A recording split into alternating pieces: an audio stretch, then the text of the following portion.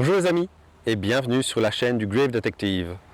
Aujourd'hui, je me trouve dans le cimetière de Vimmerby, une ville située à 80 km au sud de Nyköping, dans le sud de la Suède.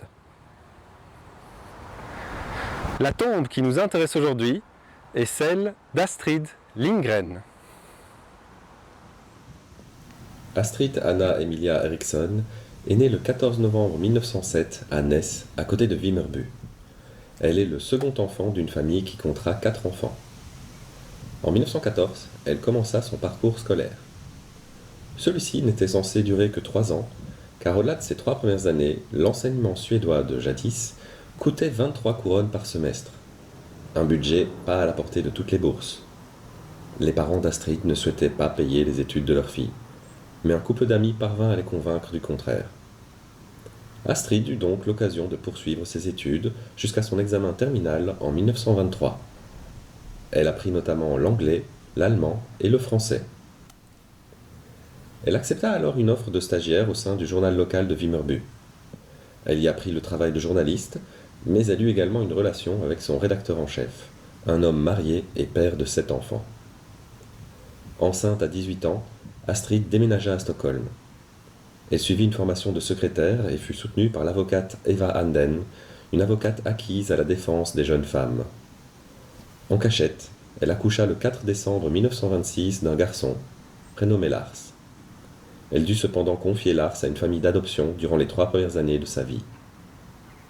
En 1928, Astrid commença à travailler comme secrétaire au Kungliga Automobilklubben, Club Royal Automobile, où elle rencontra Sture Lindgren, avec qui elle se mariera en 1931. Le couple eut une fille, Karin, née le 21 mai 1934. Astrid poursuivit sa carrière de secrétaire. Durant la Seconde Guerre mondiale, elle travailla au bureau de censure du service de renseignement suédois. Elle commença également à écrire ses premiers livres à cette période. Durant l'hiver 1941, Karin tomba malade. Astrid eut l'idée d'écrire un roman d'aventure pour divertir sa fille malade. Ce roman sera publié en 1945 et connut un énorme succès. Astrid écrira plusieurs suites et elle recevra de nombreux prix littéraires à partir de cet instant.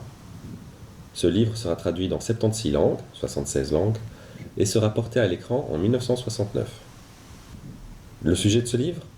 Les aventures d'une petite fille libre et indépendante et à la force hors du commun. Karin, la fille d'Astrid, trouva un nom pour cette héroïne sans pareille. Pippi Longstrump, Fifi, brin d'acier. Anecdote amusante, l'histoire du père de Fifi, le capitaine Ephraim Brin d'Acier, pirate et roi d'une contrée lointaine, est inspirée d'une histoire vraie, de celle du marin suédois Carl Emil Pettersson, qui, suite à un naufrage, fut recueilli sur l'île de Tabar, en Papouasie-Nouvelle-Guinée. La fille du roi de l'île tomba amoureuse de lui, et Carl Emil devint roi de l'île de Tabar au décès de son beau-père.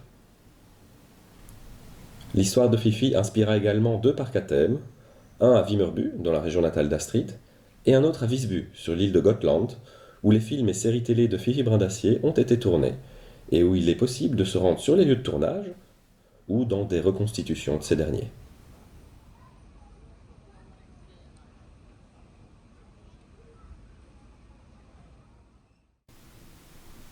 Astrid Lindgren est décédée chez elle à Stockholm le 28 janvier 2002. Le roi Carl XVI Gustave et son épouse étaient présents à ses funérailles. Son portrait, ainsi qu'une représentation de Fifi, ornent les billets de 20 couronnes suédoises.